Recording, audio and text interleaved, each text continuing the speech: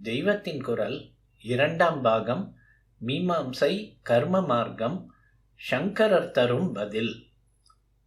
நம்முடைய ஆச்சாரியால் இதற்கு என்ன பதில் சொல்கிறார்? சப்தம் வேதம் ஒன்றை சொன்னால் அது காரியத்தில் பிரயோஜனமாக வேண்டும் என்று மட்டும் இல்லாமல் அந்த காரியமும் பிரயோஜனமாய் இருக்கிறது என்பதால் தான் மீமாம்சகர்கள் அங்கீகரிக்கிறார்கள். ஆகவே காரியத்தால் ஏற்படும் பிரயோஜனம்தான் சப்த தாத்பரியமே அன்றி காரியமே லட்சியம் இல்லை என்றாகிறது. காரியம் இல்லாமல் இருப்பதே ஒரு பெரிய பிரயோஜனமாக இருந்தால் அப்பொழுது அந்த காரியமற்ற நிலையை சொல்லும் ஞானகாண்ட சப்தத்தை அங்கீகரிக்கலாம் அல்லவா? அதாவது வேலை இல்லாதிருப்பதே பிரயோஜனமானால் அதுவும் சப்தத்தினுடைய தாத்பரியம்தான். சப்தத்தினுடைய தாத்பரியம் ஒரு பிரயோஜனமே அன்றி வேலை அல்ல. சுராபானம் மதுபானம் பண்ணக்கூடாது என்று வேதத்தில் சொல்லி இருக்கிறது. அதை கேட்டவுடன் என்ன காரியம் செய்வது? ஒன்றும் செய்வதற்கில்லை. அப்படியானால் அந்த சப்தத்துக்கு தாத்பரியம் இல்லையா? கள்ளு குடித்து கெட்டு போகாமல் இருப்பதுதான் அதற்கு தாத்பரியம். இப்படி ஒன்று செய்யாமல் இருப்பதை அபாவம் என்பார்கள். நிஷேதங்களுக்கு எல்லாம் அபாவம்தான் தாத்பரியம். இம்மாதிரி இதை செய்யாதே என்று வேதம் பல காரியங்களிலிருந்து நம்மை விலக்குவதையும் மீமாம்சகர்களே ஒப்புக்கொள்கிறார்கள். வேதத்தில் நிஷேதம் என்று விலக்கப்பட்ட காரியங்களை செய்யாமலே இருக்கிறார்கள்.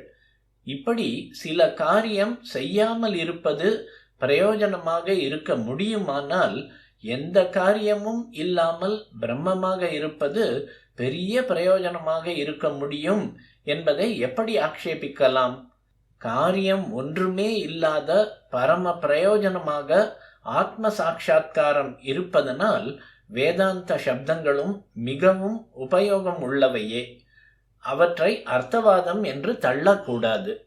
சர்வம் கர்மாகிலம் பார்த்த ஞானே பரிசமாப்யதே என்று பகவான் கீதையில் சொல்லி இருக்கிறார். எல்லா கர்மாக்களும் போய் கடைசியில் ஞானத்தில்தான் நன்றாக சமாப்தி ஆகின்றன என்கிறார். எல்லா கர்மாக்களும் பரமேஸ்வரனிடம் விநியோகமாக வேண்டும். காரியமே இல்லாமல் இருப்பதுதான் பரம பிரயோஜனம். அதுதான் பிரம்மானந்தம். அதனால் ஜன்மமே இல்லாமல் போய்விடும். வேதத்திற்கு பரம தாத்பரியம் அதுதான். கர்ம காண்டம் எல்லாம் ஞான காண்டத்தில் போய் அன்வயிக்க வேண்டும். அப்பொழுதுதான் அதற்கு பிரயோஜனம் உண்டு. இந்த கருத்தைத்தான் ஸ்ரீ சங்கராச்சாரியர்கள் மண்டன மிஸ்ரர், குமாரில பட்டர் ஆகியோரிடம் எடுத்து சொல்லி அவர்கள் ஏற்றுக்கொள்ளும்படியாக செய்தார். சுருக்கமாக கர்மத்திலும் சித்தத்தை சுத்தி செய்வதற்கான கொஞ்சம் பிரயோஜனம் இருக்கிறது என்பதாலேயே வேதமானது கர்ம காண்டத்தில் காரியத்தை சொல்கிறது. இப்படி காரியம் பண்ணினால் என்ன பிரயோஜனமோ அதை காட்டிலும் கோடி கோடி பிரயோஜனம் காரியம் இல்லாதிருப்பதால் ஏற்படுமானால் அதுவே வேதத்தின் நிறைந்த தாத்பரியமாகும். இதுதான் ஞான காண்டத்தின் அபிப்பிராயம். அதனால் கர்மாவை பற்றி சொல்கிற பாகங்கள் எல்லாம் சித்த மலத்தை போக்கி ஈஸ்வரனிடத்தில் கொண்டு சேர்க்க ஆரம்ப ஸ்திதியில் உதவுகின்றன என்பதாலேயே தாத்பரியம் உடையனவாக இருக்கின்றன. வரட்டு கர்மாவினால் மட்டும் பிரயோஜனம் இல்லை. கர்மா நின்று போய் பரமாத்ம ஸ்வரூபமாகவே இருக்கும் நிலையே பரம பிரயோஜனம். அதை அடைவிக்கும் சந்நியாச ஆசிரமத்தின் பெருமையை வேதம் முடிவு பாகத்தில் சொல்லுகிறது. அதையே முடிவான தாத்பரியமாக அங்கீகரிக்க அடைய வேண்டும் என்று ஸ்ரீ ஆச்சாரியால் சொல்லித்தான் மண்டன மிஸ்ரருக்கு சந்நியாசம் கொடுத்தார். கர்ம காண்டத்திலேயே வேதம் சில கர்மாக்களை பாபம் என்று சொல்லி தள்ளுகிறது. ஆனால் இந்த பாபம் பண்ணுவதால் ஏதோ இன்பம் லாபம் இருக்கிறது என்றுதான் ஒருத்தன் அதை பண்ணுகிறான். இதை பண்ணாதவனுக்கு அந்த இன்பம் இல்லை. ஆனாலும் வேதம் பண்ணாதே என்கிறது. ஏன்? பாபம் இப்போதைக்கு இன்பத்தை திருப்தியை தந்தாலும் அப்புறம் இதைவிட பெரிதான ஆனந்தத்தை நமக்கு சேர விடாமல் தடுத்துவிடும். அதனால் பண்ணாதே என்று தடுக்கிறது. இந்த தடையை ஒப்புக்கொண்டு மீமாம்சகர்களும் அதன்படியே பாப கர்மாக்களை எல்லாம் விட்டு விடுகிறார்கள். இவர்கள் பண்ணுகிற வைதிக அனுஷ்டானங்களான சத்கர்மாவின் பலனாகவும் இவர்களுக்கு ஒரு லாபம், ஆனந்தம் கிடைக்கிறது. இக வாழ்க்கையில் சௌக்கியம் ஏற்படுகிறது. பித்ருலோகம், தேவலோகம் முதலியன கிடைக்கின்றன. ஆனால் இவை மட்டும் சாஸ்வதமான சௌக்கியமா என்றால் இல்லை. புண்ணிய கர்ம பலன் தீர்ந்தவுடன் இந்த சௌக்கியங்களும் தீர்ந்து போகும். தேவலோகத்துக்கு போனாலும் புண்ணியம் தீர்ந்தவுடன் பூலோகத்தில் வந்து விழ வேண்டியதுதான். க்ஷீணே புண்ணியே மர்த்தியலோகம் விஷந்தி என்று சொல்லி இருக்கிறது. கீதை 9.21.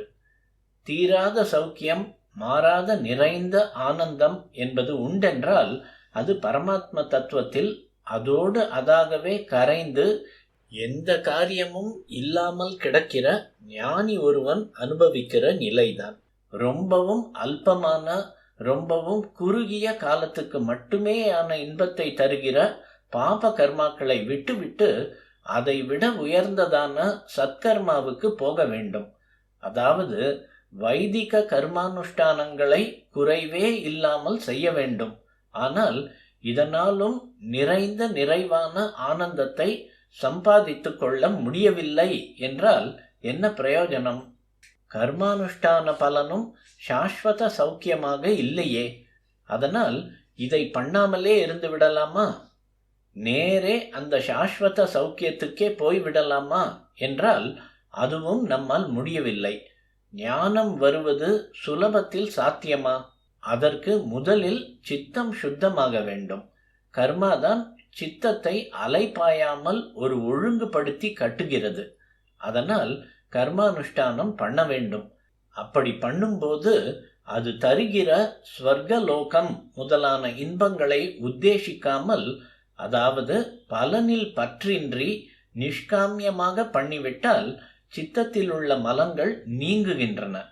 இந்த கர்மாவுக்கு என்றே சொல்லியிருக்கிற பலன்கள் வேண்டாம் என்று பலதாத்தாவான ஈஸ்வரனிடமே அவற்றை அர்ப்பணம் செய்துவிட்டால் அவன் இவைகளை விட பெரிய பலனான சித்த சுத்தியை அனுகிரகிப்பான். அப்புறம் ஞான விசாரம் பண்ண மனசு பக்குவமாகும். அதனாலே காரியமில்லாமல் தானாக இருக்கிற தனிப்பெரும் ஆனந்தத்தை அடையலாம்.